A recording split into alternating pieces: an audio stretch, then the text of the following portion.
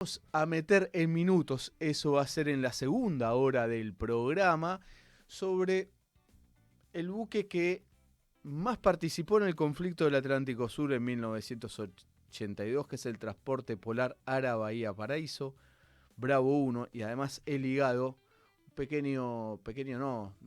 un libro sobre la historia de el Ara Bahía Paraíso en el conflicto. Está aquí, te voy a saludar, Fernando Comate, mira, tirate más a tu izquierda, eso. ¿Todo bien? ¿Cómo estás? Mira, te voy a saludar dos veces, en la segunda hora te vuelvo a saludar. ¿Cómo estás? ¿Todo bien? Todo bien, Juan. Buenas tardes, buenos días, perdón. Muchas gracias por la invitación y bueno, un saludo grande a toda tu audiencia, digamos. Oh, un lujazo que estés acá, Fernando. Gracias. Fuiste tripulante, ahora nos vas a contar en minutos, del Ara Bahía Paraíso, pero además sos un gran divulgador de la historia del buque. Es, Eh, Exactamente, Juan.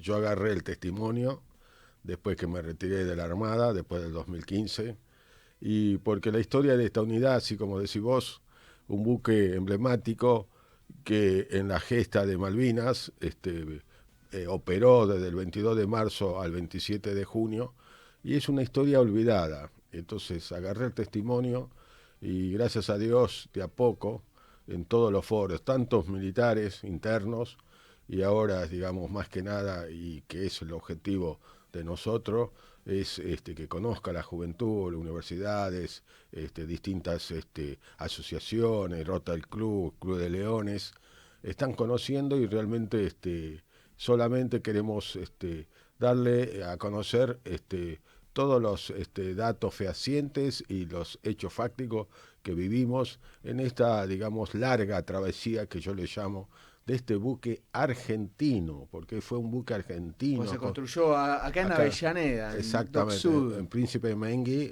sí, Dock Sur, Boca creo que es ahí. Dock Sud, es Dock Sud, Dock Sur, Avellaneda. bueno, un buque noble, logístico, incorporado para, digamos, cooperar o acompañar, digamos, la travesía del rompehielo Almirante Irizar. Eran los dos antárticos.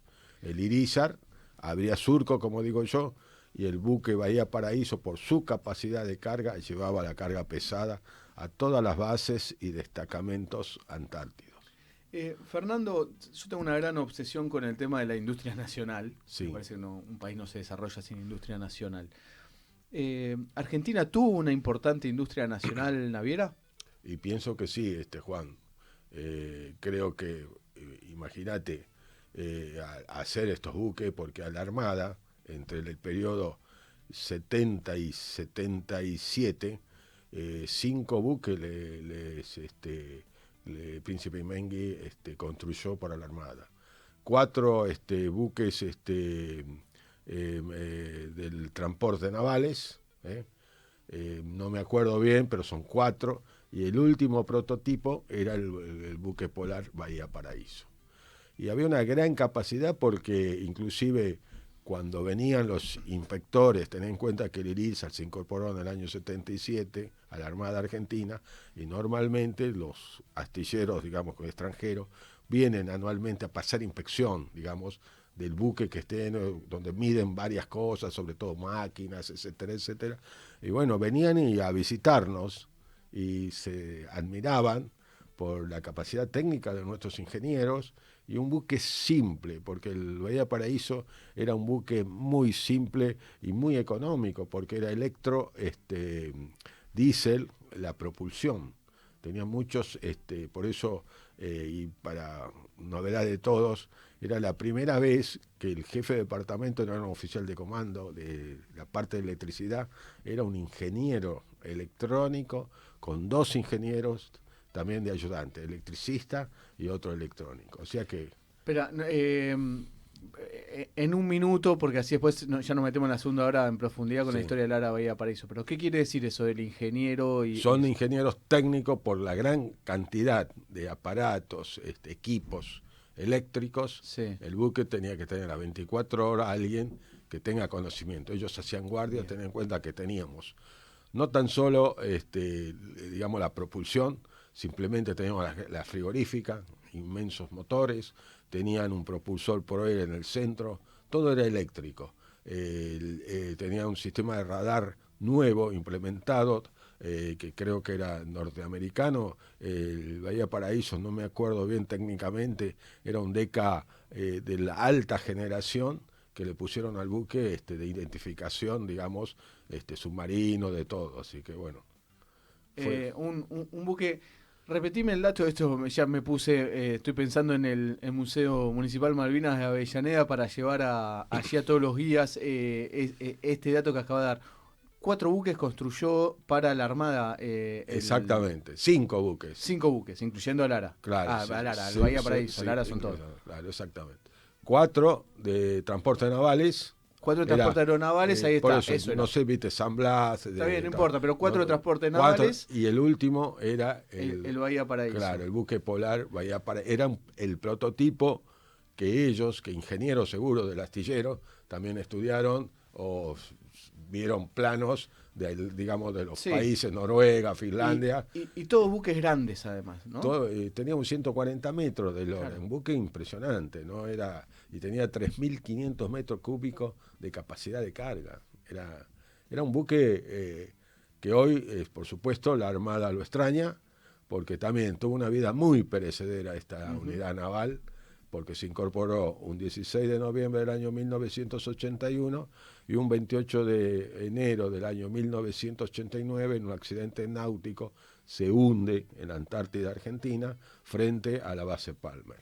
Hoy está todavía acostado, digamos, cerca de la costa, y cuando baja mucho la marea se le ve la panza, digamos, para nosotros, la primera dotación, sí, fue una pérdida muy grande para nosotros. ¿Responsabilidades del hundimiento o eso lo dejamos para...? Te digo, seguro que ahí hubo responsabilidades, pero bueno... No te querés meter en ese tema. Lo dejamos ahí, Fernando. ¿Te parece mejor? Sí. Está muy bien. Ahora, en minutos, ya está presentado Fernando Bernabé Santos. Estaremos hablando sobre la historia de Lara Bahía Paraíso. El oficial de la Armada, ahora capitán de navío retirado. En minutos después de la tanda, esperen que nos metemos de lleno en esto. Dale, todo tuyo, Lau. Radiográfica. 20 años. 20 años con las patas en la fuente. Recuperando el aire. En movimiento. Construyendo comunicación popular. 20 años sonando a Radiográfica. ¿Papá cómo supo que es adoptado? ¿Se lo dijeron los abuelos? Sí, claro. Ayer la seña nos habló sobre las abuelas de Plaza de Mayo. ¿Y qué les dijo? Nada, que son señoras que buscan a sus nietos. Pero no dijo adoptados, dijo apropiados. ¿Papá es adoptado o apropiado? Si naciste entre 1975 y 1983 y dudás de tu identidad, comunícate con Abuelas de Plaza de Mayo. Llama al 11 4384 0983 o ingresá en abuelas.org.ar. Y si una de esas abuelas te está buscando, ¿no te gustaría conocerla? La Gráfica Cultural. Industria de artistas. Una fábrica recuperada. La industria de la cultura. Un espacio cultural. Este es un lugar en manos del trabajo, del pueblo organizado y del barrio de La Boca y Barracas. Un polo para todos en el sur de la ciudad de Buenos Aires. Seguinos en Instagram, @lagráfica.cultural. Una matriz productiva nueva. Los trabajadores estatales tenemos un gremio que nos defiende. AT Capital volvió a enamorar. Búscanos en las redes como AT Capital. La refundación está en marcha. Sumate a AT Capital. Federación de Trabajadores del Complejo Industrial Olaginoso, Desmotadores de Algodón y Afines de la República Argentina. Por democracia obrera, por condiciones laborales que garanticen seguridad y salud, por un salario mínimo vital y móvil según su definición constitucional y legal para la vida digna del trabajador.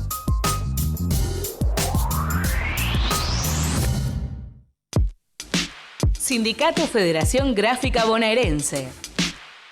Desde 1857, defendiendo el trabajo, la producción nacional y los intereses de la familia gráfica. Con Ojos de Pájaro, un espectáculo de títeres para toda la familia del grupo de teatro Catalinas Sur. Te esperamos todos los domingos a las 16 para disfrutar de las aventuras de José y sus amigos. ¿Dónde? En el Galpón de Catalinas. Entradas a la gorra. Reservas por www.catalinasur.com.ar. Ya somos más de 50.000 en YouTube. Nos escuchamos, nos vemos desde el pueblo y desde el sur.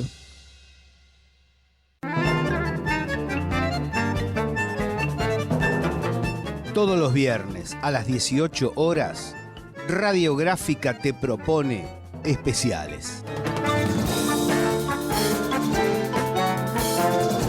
Las tiras institucionales y el área periodística juntas para brindar la mejor información y el mejor análisis. Repite los domingos a las 14 horas. Radiográfica, especiales. Pone la gráfica. Agenda propia. Información segura. Certera. Cultura popular. La gráfica. Tu sonido. Nuestro sonido. Malvinas, causa central. La historia del conflicto del Atlántico Sur contada por sus protagonistas. Todos los jueves de 11 a 13.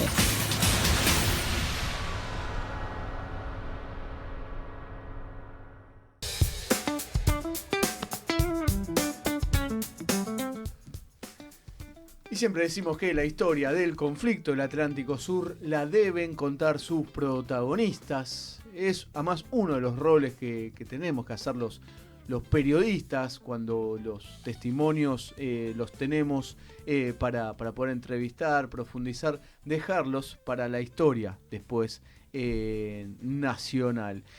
Y hoy nos visita Fernando Bernabé Santos, capitán de navío retirado. En 1982 estaba destinado en el Ara Bahía Paraíso, buque de transporte polar, construido en Dock Sud en 1981 en un astillero nacional. Un buque nuevo.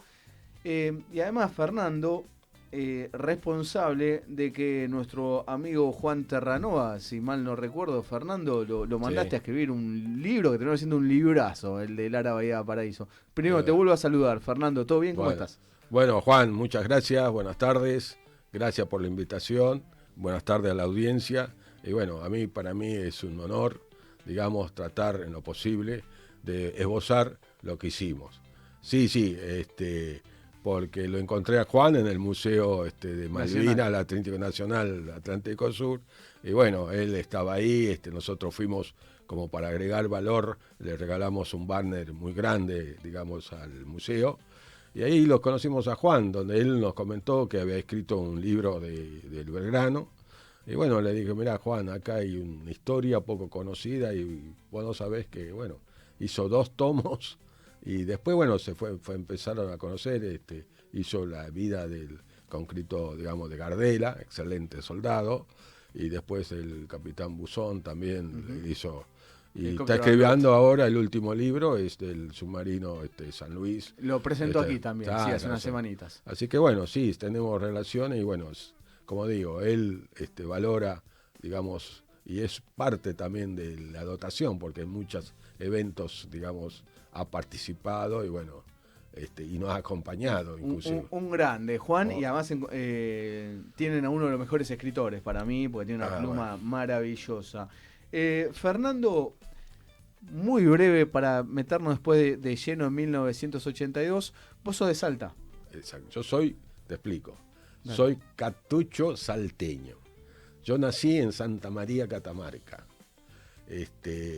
Hice el primario en Santa María, Catamarca, y el secundario en Salta, porque mi papá trabajaba en obra de hidroeléctrica y justo fue trasladado. O sea que tengo el medio corazón, amigos en Santa María y otro medio en Salta. Tengo que decir, soy catamarqueño en sí, porque se enojan los salteños, entonces, sí, soy de allá. Para mí, así breve, te cuento cómo fue mi inicio. Yo en el 75 egresé del colegio secundario y mi proyecto era estudiar ciencias económicas. Sí. No pensaba, nunca se me cruzó la carrera militar, nada.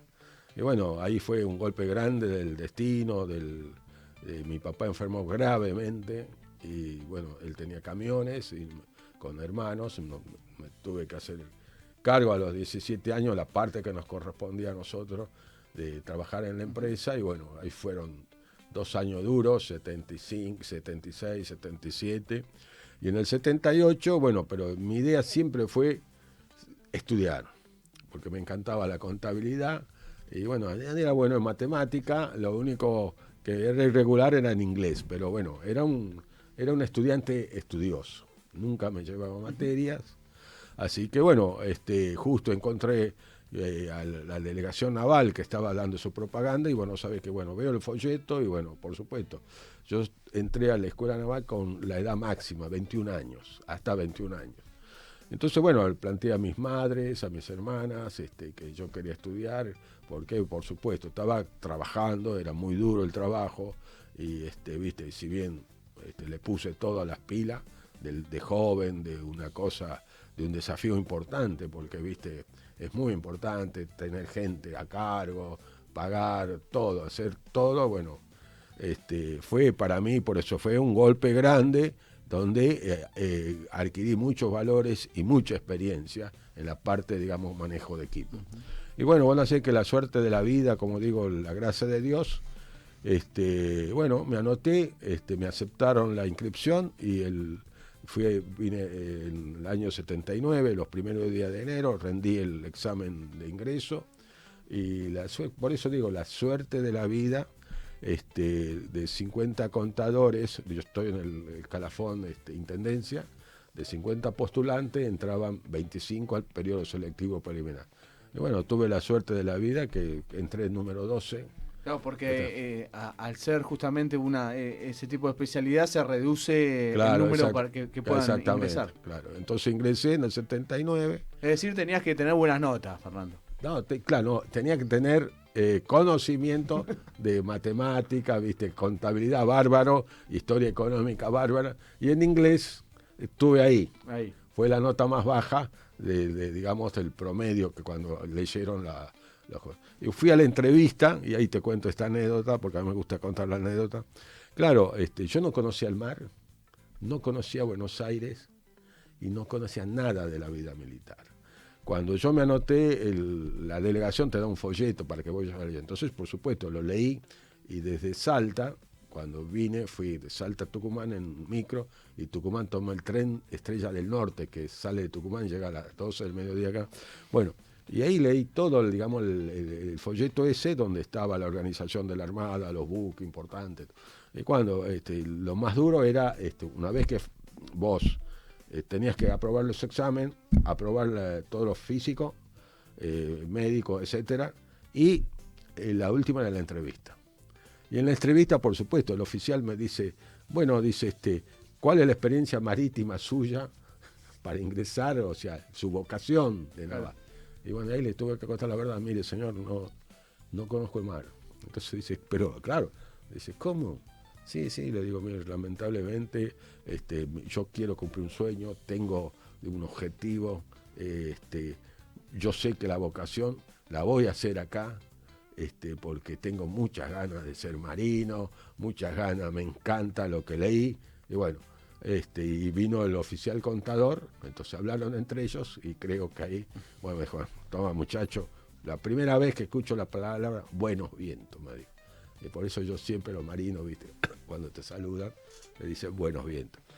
Así que bueno, así fue. Ingresé y el primero. Buenos vientos refiere a cuando se van a navegar allá. Claro, que tenga suerte, todo. Están los vientos, entonces en una buena navegación sí dan buenos vientos. Y bueno, fue un año, claro, como digo, la primera la estaba a favor mío.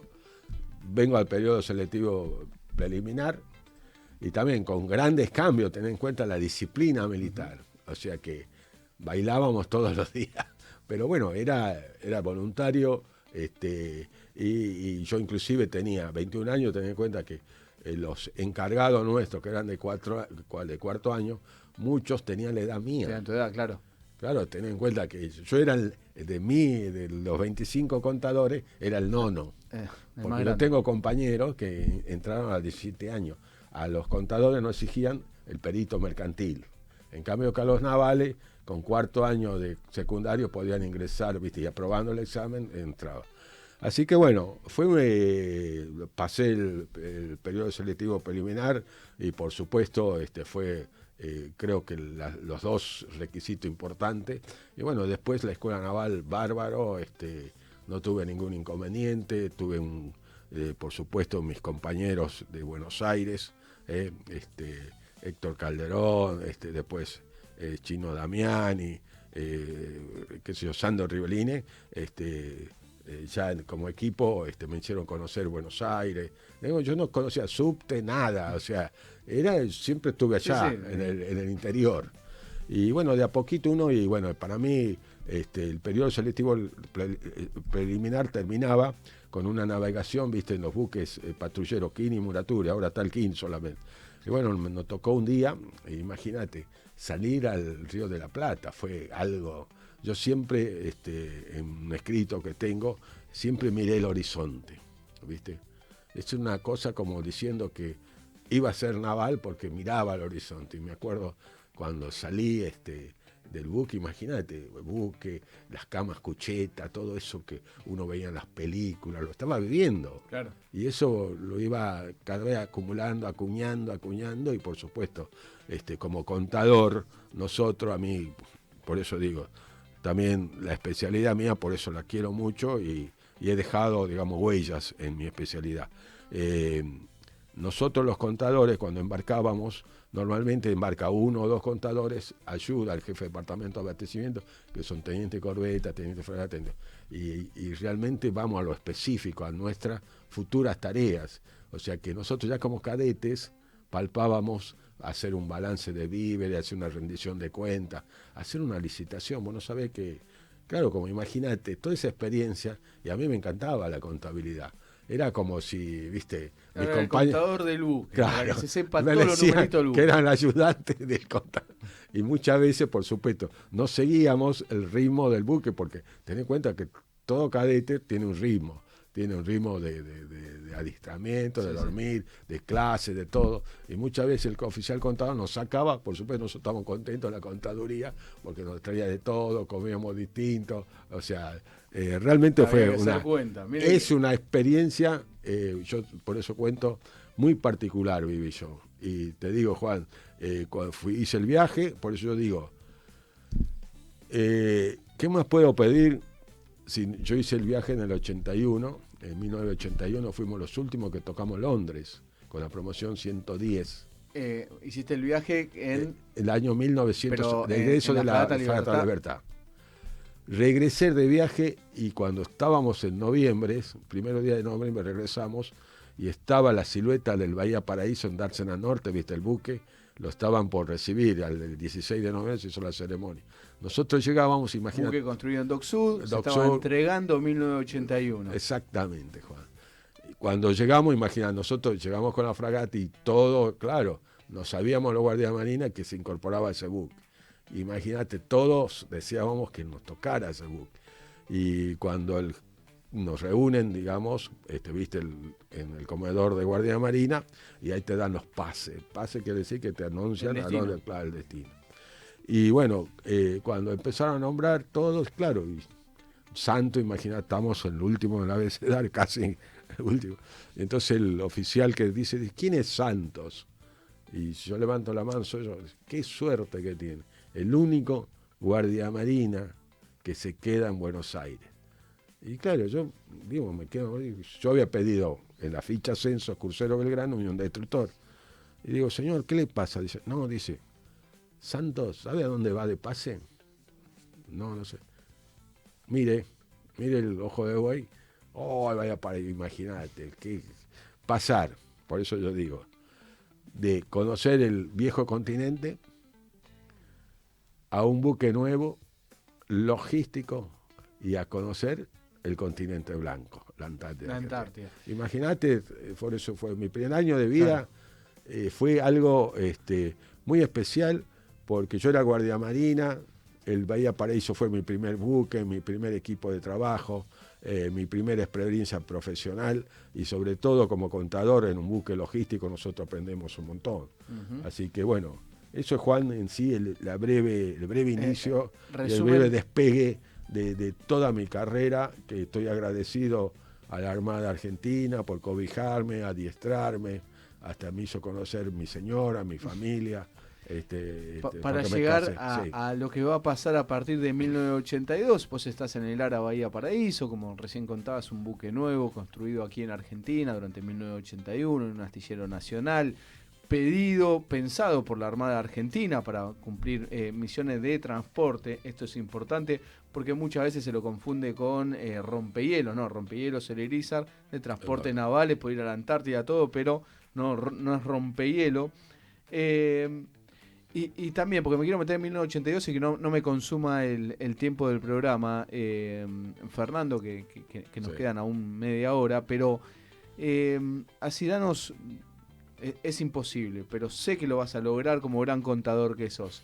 En 2 minutos, primeros viajes que hace el ARA Bahía Paraíso, que es hacia la Antártida. Hay otros primeros viajes, pero me quiero meter en la Antártida. ¿Cómo lo viviste? Mirá, en la Antártida realmente para mí, como te dije, primera experiencia. El buque era su primera navegación, zarpamos un 26 de diciembre a cumplir la campaña antártica. El Irizar abría surco con el hielo y nosotros llevábamos las cargas pesadas. La capacidad de carga del buque era impresionante, 3.500 metros cúbicos de carga general, 3.250 metros cúbicos de combustibles, que llevaba el combustible para todo, sobre todo el JP1 para Marambio. Tenía una cámara frigorífica de 250 metros cúbicos. O sea que abastecíamos y nosotros hicimos 3 etapas de ir. Primera etapa, descargar, digamos, las balsas más grandes, entramos a Ushuaia, cargamos de nuevo, así que bueno, la tercera.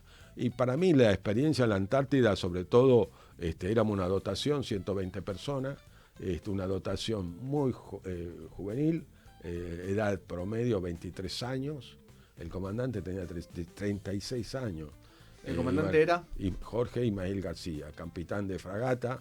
Él los trajo al... Muy querido por la tripulación. Excelente profesional y excelente persona. Esto lo aprendí el libro de Juan Terrano. Era segundo comandante, él lo fue a traer al Irizar. Fue segundo comandante y después, cuando llegó acá en 78 ya lo nombraron comandante. En el 78 ya se estaba armando el Bahía Paraíso. Excelente, era él el que tenía experiencia, porque normalmente la dotación de los antárticos, la dotación tiene que tener aproximadamente un 60 o 70% de haber tenido un cruce antártico. Y nosotros estábamos en los neófitos, éramos con mucho compromiso. Por eso era un buque que creo que tanto el comandante, segundo, los jefes de departamento, los oficiales de cargo, el personal, realmente formamos, el lema del buque fue trabajo en equipo, espíritu de cuerpo y confianza. Fueron las 3 palabras. Cuando el comandante me recibió, me dice: Michi, usted es tan importante. Michi te dice. Claro, al guardia marina. ¿Por qué te dicen Michi? El guardia marina recién que se inician le dice Michi. Michi es un dialecto de los ingleses que le dicen Michigman al oficial moderno. Y bueno, acá Michi, porque no tenemos experiencia, no tenemos nada. Por ahí me retan, yo digo Michi 0. Pero él me decía: usted es tan importante como yo. Y claro, imagínate la distancia de la capital. No, señor, no, dice usted, tiene que ser una bolita de nervio, de cooperar, compromiso, voluntad y trabajar en equipo. Espíritu de cuerpo, que quiere decir, porque usted puede ayudarle a algún jefe, en la parte administrativa, etcétera, etcétera, y ganarse la confianza. Bueno, eso fue la Antártida. Creo que a nosotros nos hizo, el adiestramiento fue muy aceptable. La primera campaña, el buque se portó bárbaro, no tuvimos novedades, era buque nuevo, no tuvimos novedades. Y ahí el 20 de marzo se termina la campaña antártica, ceremonia, con el Irizar regresa a Buenos Aires y a nosotros nos embarcan tropas especiales 15 tropas especiales a cargo del teniente Astiz, un médico, Carrilaf, y nos, por supuesto, con todo su pertrecho, nosotros no sabíamos nada, qué es lo que estaba planificado, o inclusive creo que el comandante, pero bueno, creo que sí, o no sé, y zarpamos hacia la Antártida. Fuimos de nuevo a la base Esperanza, Orcadas, y el 22 de marzo el comandante ahí por difusor dice: señores, tenemos una nueva misión, tenemos que ir a Georgias a darle seguridad y apoyo a los obreros que estaban desguazando la factoría de todos. Bueno, eso fue ahí, a nosotros inicia una experiencia única, digamos, porque era un buque antártico, no tenía armamento, no teníamos roles de combate, nosotros cumplíamos roles de funciones. Cada uno, yo tenía una función, primero la específica de los servicios, el mantenimiento de servicios, de españoles, stock, etcétera, etcétera. Y después tenían adiestramiento profesional, como señalero de vuelo, como patrón de lancha y como cifrario. Trabajaban en clasificar y, digamos, desclasificar los mensajes que venían, digamos, con el grado de secreto, confidencial.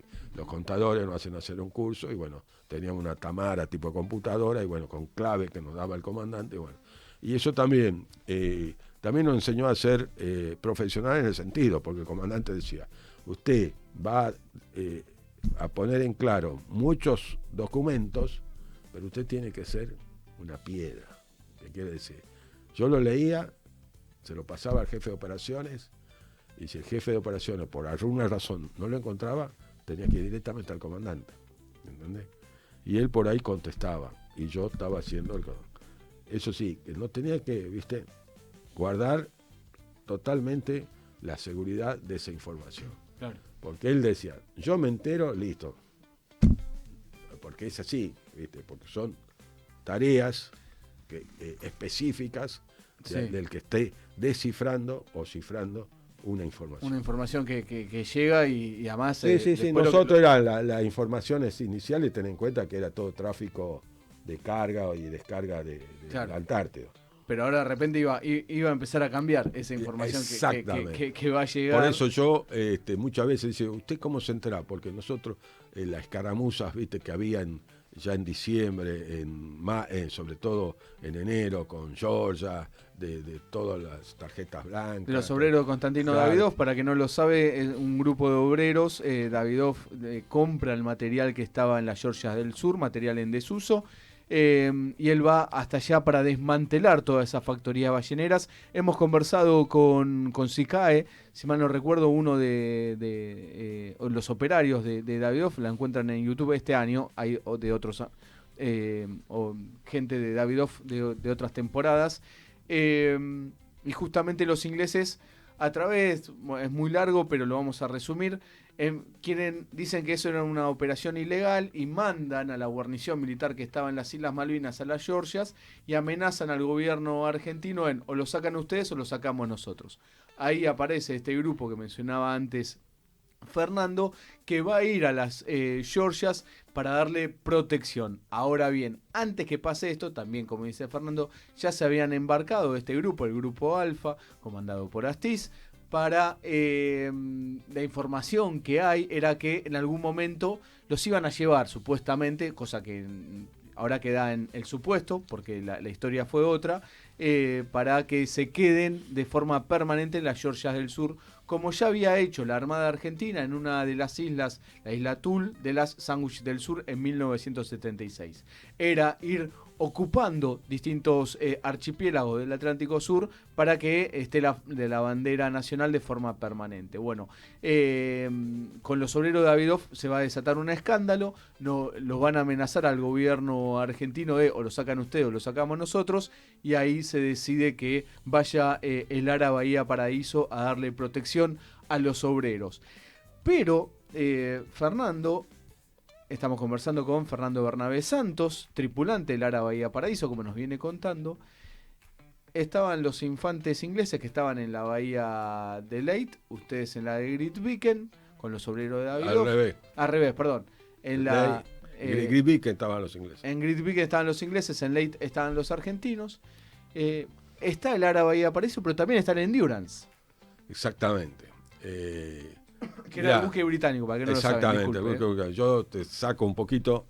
Creo que también cumplimos una larga travesía y creo que es el único buque que tuvo contacto permanente con el enemigo. Te cuento esto. El Endurance era un buque científico de los ingleses y normalmente se reabastecía o hacía reparaciones antes de hacer las campañas que tienen ellos, Antártica, y visitas ciertas islas en Buenos Aires. Bueno, en octubre del año 1981 llegó a Buenos Aires y el comandante con un grupo de oficiales eran los oficiales coordinadores de las reparaciones del Endurance. Y bueno, había un contacto, había un cierto, no digo una amistad, pero era un contacto protocolar donde hubo cenas, salidas, turismo, todo eso. Y había un cierto grado, de amistad. Y bueno, la primera sorpresa, que cuando nosotros llegamos, dejamos al Grupo Alfa en Ley y nos hicieron salir a navegar, mar abierto. Por supuesto que vos no sabés el mar tan agresivo que es en la zona de las Islas Georgias y Sandwich del Sur. Realmente los peores temporales los sufrimos nosotros ahí. Ten en cuenta que un buque crujía el casco, porque eran impresionantes, olas de 5 a 10 metros, viento de 80, 100 kilómetros por hora, por ahí se caían, viste, como a veces cae y se escuchaba que las hélices quedaban en vacío, viste, y de nuevo así. Era impresionante, por eso el comandante ya cuando había un temporal solamente estaba la gente, vos tenías que cumplir tu guardia. Como usted tenías que cumplir tu guardia. Y bueno, yo iba a la radio, justo, tenía en cuenta como un ascensor. Y el Michi tenía que ir a la radio, cumplir esas 2 horas, descifrando y cifrando de 22 a 24 horas. Era el horario que teníamos nosotros para enlazar acá con el continente. Y cumplir, y si tenías que chivar, salir y volverse a enterrar. Y salir, pero tenías que cumplirlo. Era la ley esa.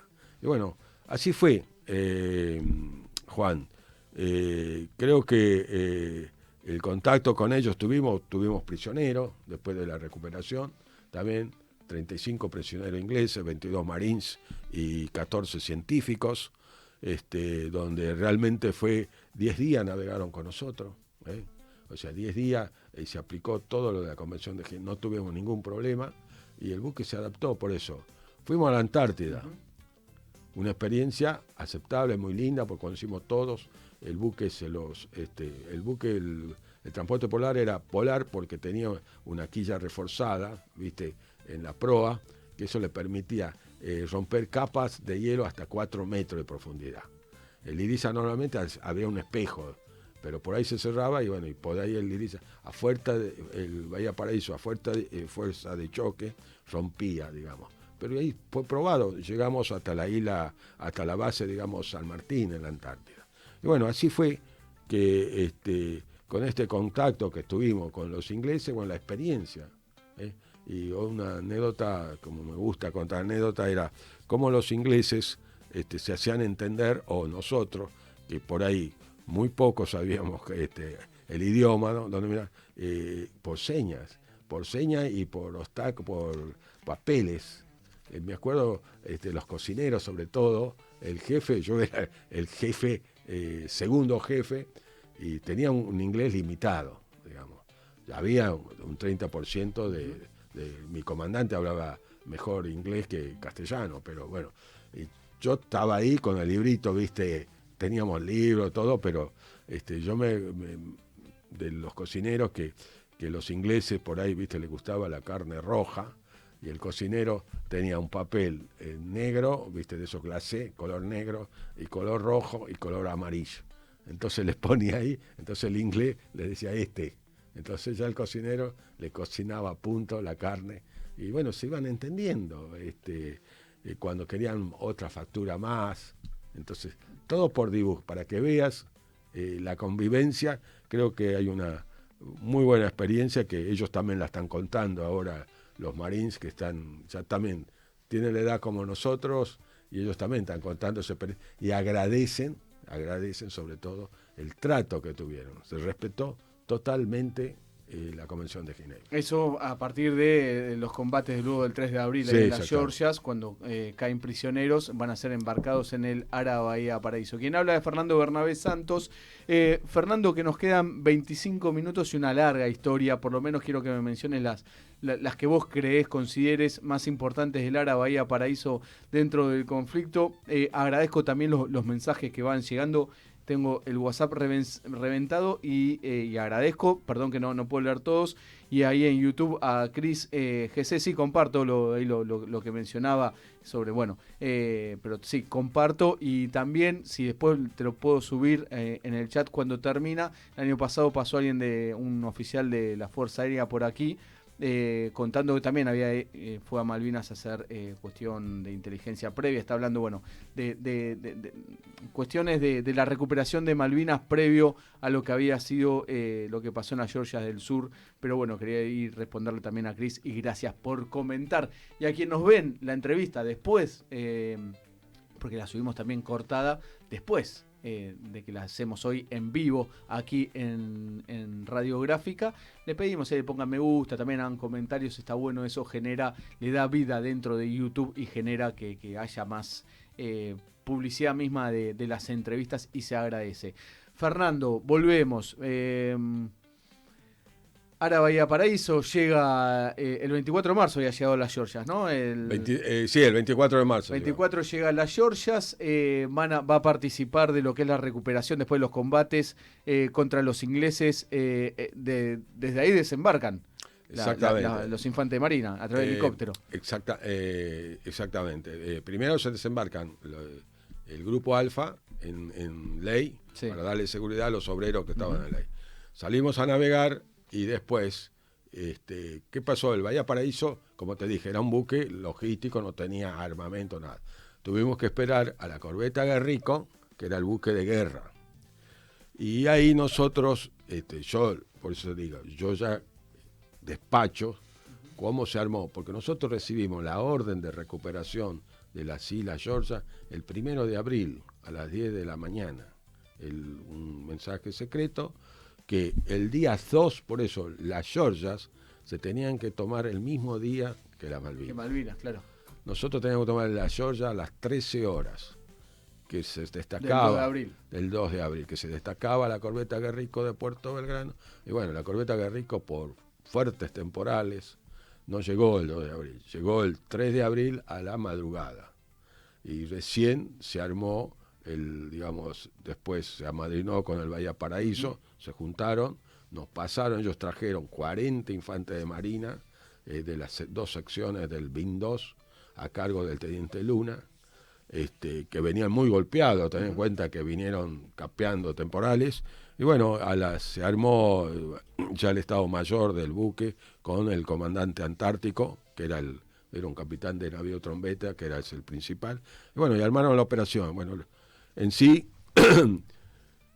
el combate, como yo digo, de la recuperación de la Georgia fue el combate que más vida y que más material le costó a nuestro país. Más vida porque en la recuperación murieron dos soldados conscriptos y un suboficial. 3 héroes combatiendo.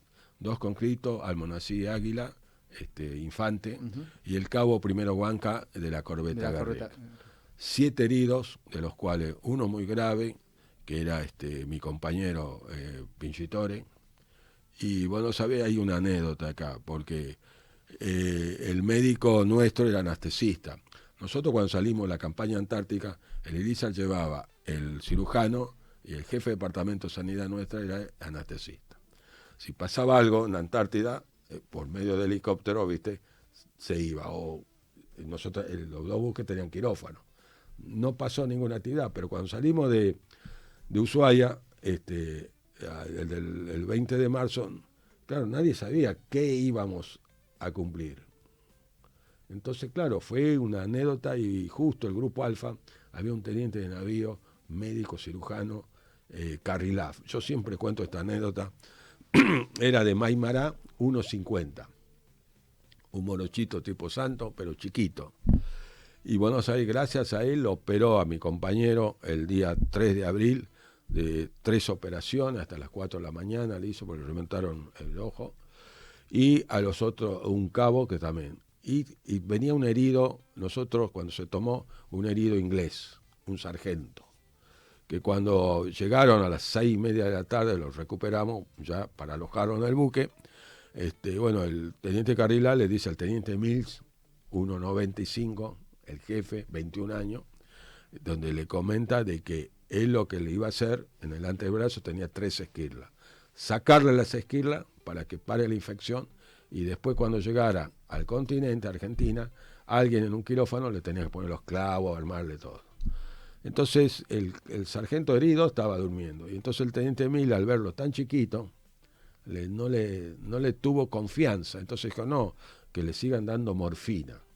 Bueno, le dijo, mire, sí, morfina va a tener, pero esto, la infección no para, le dice. Todo lo que sea, el dolor lo va a tener, pero... Bueno, así que, bueno, él seguía operando y el 4 a la madrugada, a las 2 de la mañana, lo llaman porque el sargento tenía como 40 grados de fiebre. El sargento, claro, con dolor, estaba despierto. Lo vuelven y el oficial mantiene su posición. Y ahí el sargento se despierta. Y el sargento dice, espéreme ya. Y bueno, lo operaron, le sacaron las esquirlas. Cuando llegamos, digamos, nosotros, el 4 regresamos, el 5 lo dejamos en Río Grande, en el Hospital Naval de Puerto Belgrano, por supuesto, ahí unos traumatólogos le ponen los clavos correspondientes. Salvó el brazo el señor. Por eso creo que también... Bravo Zulú al doctor Carrilá, porque son anécdotas lo que pasó en la guerra, porque nadie sabía, inclusive nosotros que estábamos en la cubierta de vuelo, veníamos con una rutina aceptable los equipos de trabajo.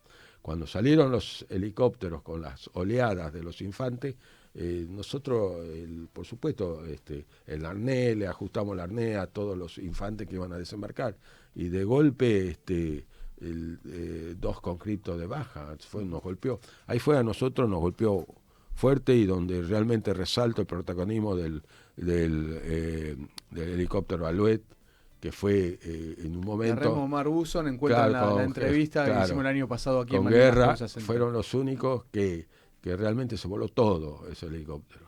Era la comunicación, porque el Bahía Paraíso, digamos, en el combate que fue, nosotros se fondeó atrás de un chichón, ¿cómo se llama? Sí, protegidos. Claro, protegidos, estábamos a 500 metros. Claro. Nosotros no vimos nada, escuchábamos nada más, bombardeo, ruido, ametralladora. Por eso digo, fueron 2 horas que nosotros también estamos con incertidumbre total. Claro, desde el buque. Los peñones, los famosos peñones. Y así que bueno, fue, viste, una experiencia para mí única, donde ya la suerte estaba echada, entramos en combate,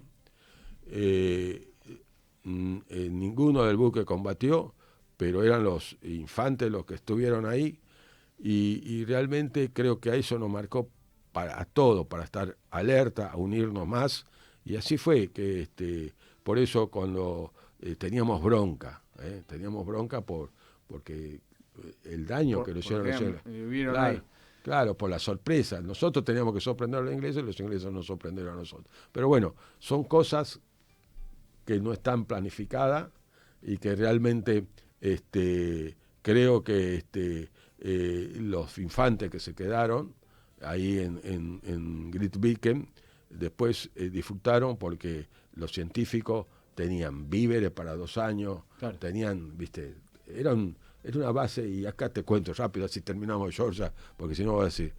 Sí, que nos quedan 15 minutos, Fernando. Sorpresa que tuvimos en Georgia, ¿sabes qué, Juan?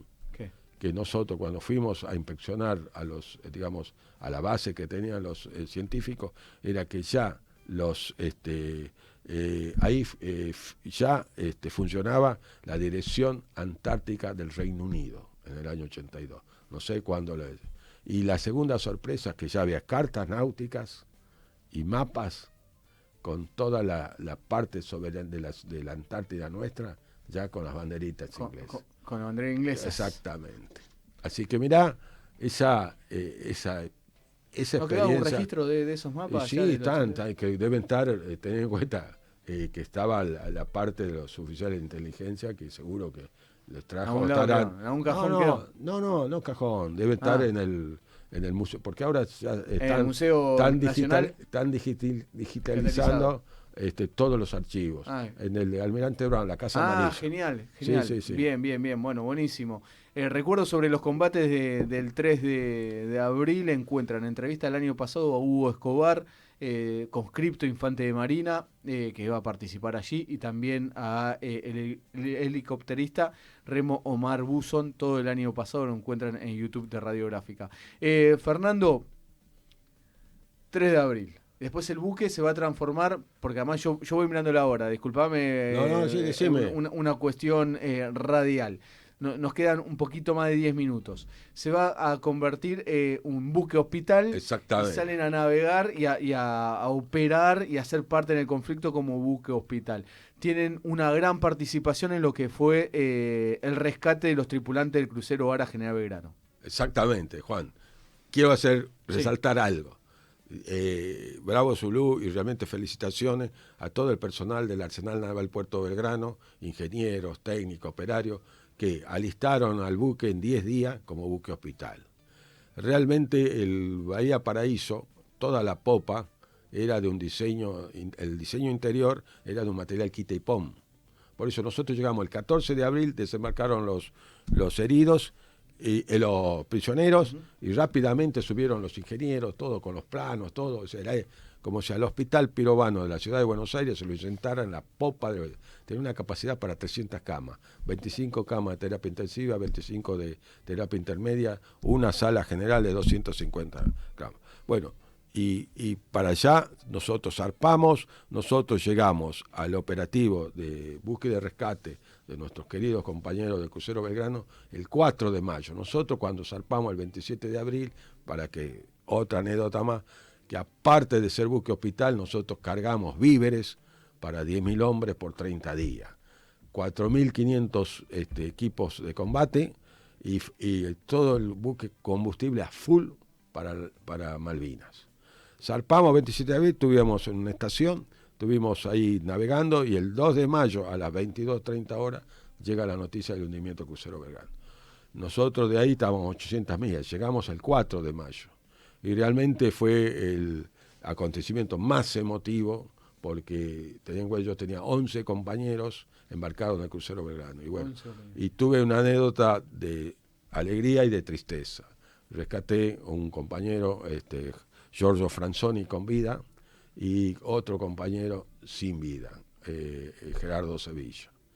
Realmente fue un golpe grande, porque palpar parcialmente lo que siente un marino cuando tiene que abandonar su buque ante la impotencia de las explosiones, incendios, para rápidamente sobrellevar y sobreponerse a una supervivencia inesperada.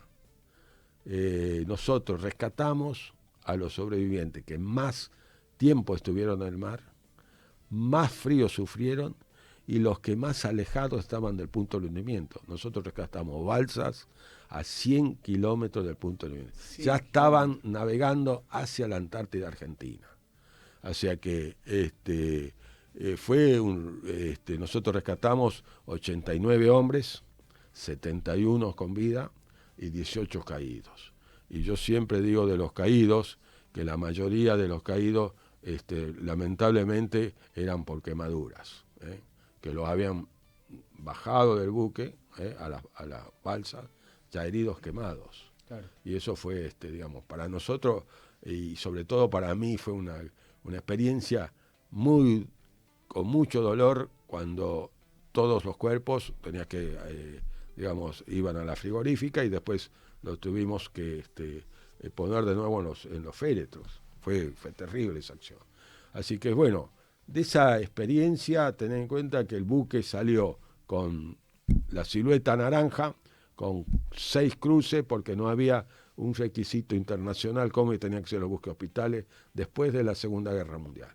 y la Cruz Roja Internacional saca que sí o sí tiene que ser pintado de blanco. Fuimos a Ushuaia, del 12 de mayo al 27, se pintó todo el buque de blanco ante las limitaciones del clima, y los helicópteros, también gente del taller de pinturería de Puerto Belgrano vino a ayudarnos a pintarlo. Bueno, 27 de mayo, listo, ordenaron cruzar a Malvinas. Y ahí te digo, una anécdota del comandante, él nos dice por difusor que los ingleses no reconocían al buque hospital argentino y no autorizaban el cruce. Entonces nos ordenó, el 30 de mayo fue el día y la noche más larga para nosotros. Toda la dotación, salvo lo de guardia, máquina abajo, todo el resto se alojaba en la superestructura. No dormimos nada, porque, y con una bolsa de equipo, con ropa de abrigo por la experiencia de Crucero Belgrano, y todo el departamento de abastecimiento nuestro puso cajas individuales para reforzar donde estaban las balsas. O sea, el Bahía Paraíso estaba a full de combustible, así que imagínate, gracias a Dios no pasó nada. Llegamos a las islas de los elefantes marinos el 31 a las 7 de la mañana, y enseguida aparecieron de la nada 4 helicópteros Lynx, nos orbitaban, alto pare máquina, primera inspección. Bajaron 2, 30 marines, nos inspeccionaron desde las 8 de la mañana hasta las 13 horas el buque. Todo, proa, popa, todas las cubiertas, sentina, abrieron todo. Y lo único que le llamó la atención fue la cantidad de víveres. El comandante justificó como antártico, teníamos que llevar, visto, todo buque antártico tiene que llevar una reserva para 6 meses en caso de encallar en la Antártida. Bueno, hablaron allá y listo. ¿Qué pasaba? El buque hospital argentino nunca navegó en forma independiente. Siempre teníamos que informarle por el canal que nos habían dejado ellos. Nosotros teníamos el canal internacional de emergencia, pero un canal donde nosotros teníamos el buque, le ordenaron al buque, sí o sí tenía que saber dónde se iba a desplazar. Estar en comunicación con los ingleses. Claro, y ellos nos contestaban, ¿y es o no? Así que esa era la única contestación. O sea que no nos dejaron navegar libremente. Por eso el 1 de junio llegamos a Puerto Argentina y bueno, la tarea principal era rescatar sacar, digamos, a los heridos de los hospitales y rápidamente nosotros, las embarcaciones menores, dejarle víveres a todos. Nosotros hicimos 2 viajes, digamos, con nuestro puerto argentino y otros 2 viajes en el repliegue. En esos 2 viajes nosotros dejamos un 50% de la carga apreciada de víveres, un 10% de equipo, porque ¿qué pasaba? No había pañoles, no había depósitos, todos estaban llenos de víveres. Dejamos abarrotado nosotros el último día, el 9 de junio, todos los pañoles de víveres, abarrotados. Lo que pasaba de ahí es que no volaba nadie ya. Sí, no había la logística para la distribución. Claro, llevar en helicóptero a donde estaba nuestro querido combatiente. Fernando, sí.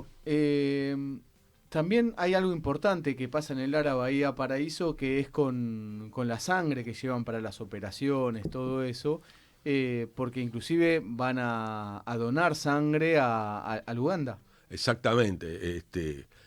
Otra cosa que es importante también, cuando fue el primer encuentro con los buques hospitales, los ingleses tenían Uganda, que era el buque más grande, y 3 buques ambulancia. Nosotros ya, ten en cuenta, el 31 de mayo ya habían hecho el 22 de mayo cabeza de playa en San Carlos, ya tenían superioridad en todo. Aunque se enojen mis queridos compañeros de la Fuerza Aérea, que muchas veces dicen, usted no... Bueno, tenían la superioridad en todo, no volaba nada, ya habían cortado toda la cadena logística a la Gran Malvina, ya no había nada. Entonces, ¿qué pasaba? Ahí yo me perdí. Te había preguntado por la sangre. Por la sangre. Que bueno, donan sangre. En el primer encuentro, ellos nos pasan 47 soldados combatientes que lo habían operado, tratado, y 3 pilotos nos pasaron, lo habían rescatados.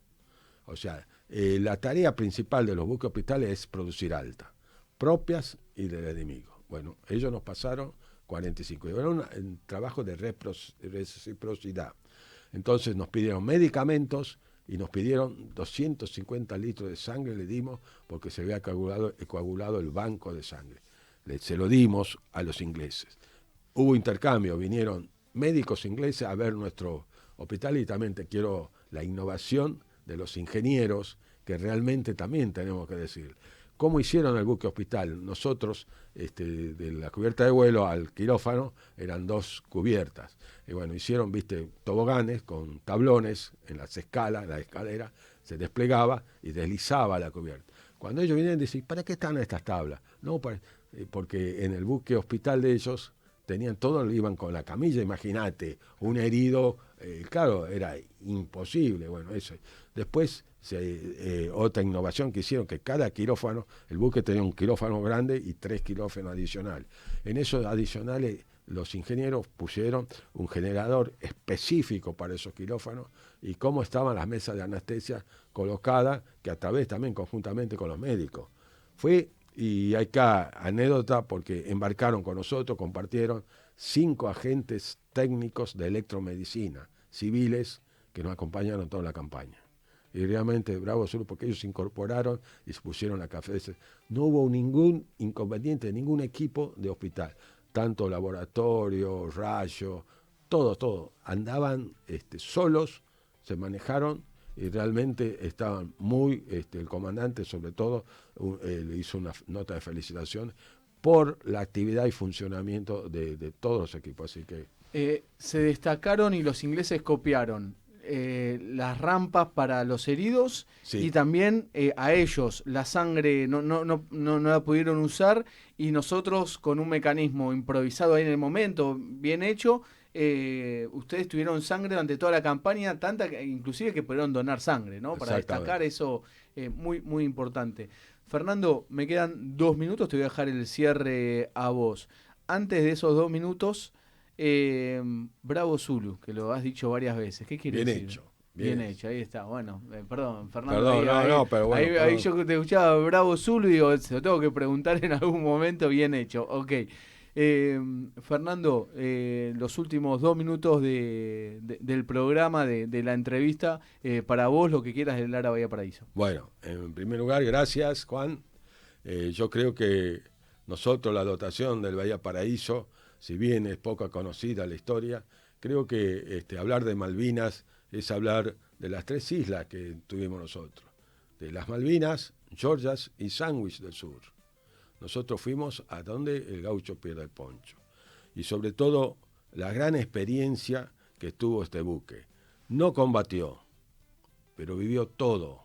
Fue protagonista, palpó, primero, como te dije, lo que siente un marino después del hundimiento.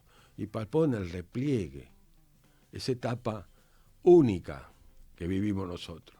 Nosotros replegamos a 2.600 combatientes. En el primer viaje tenía capacidad 300 el buque, 1.800 soldados de Malvina a Punta Quilla, Puerto Santa Cruz.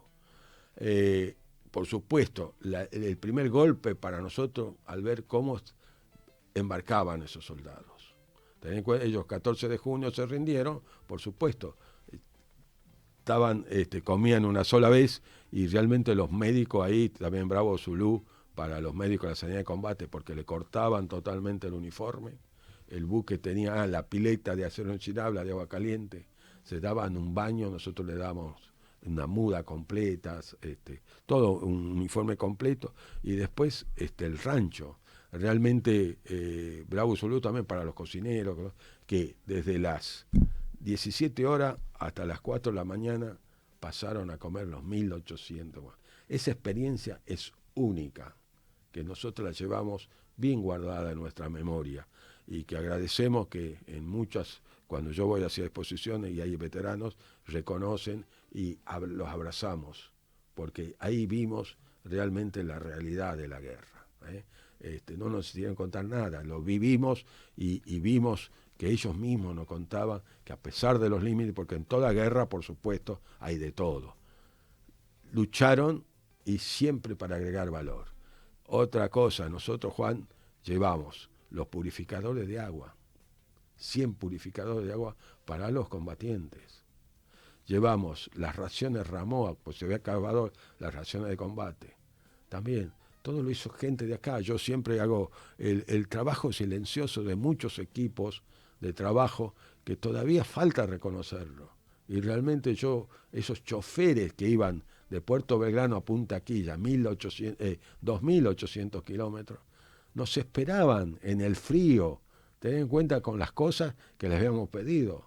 Eso también, ese reconocimiento para mí es valioso, y por eso lo digo acá, y es como una de las cosas que uno tiene adentro de la gente que trabajó en forma silenciosa.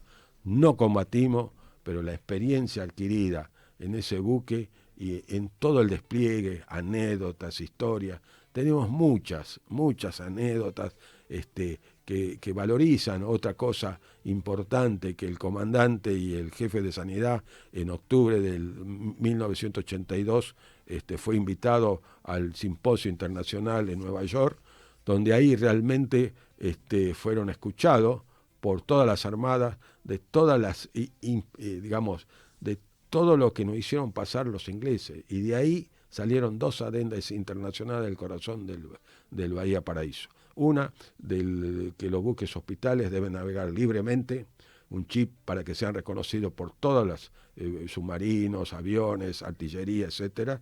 Y también el lugar de fondeo lo da el país que tiene el buque hospital, porque no puede ser manejado por el enemigo o porque él tiene superioridad. Bueno, todas esas cosas a nosotros nos llenan de orgullo.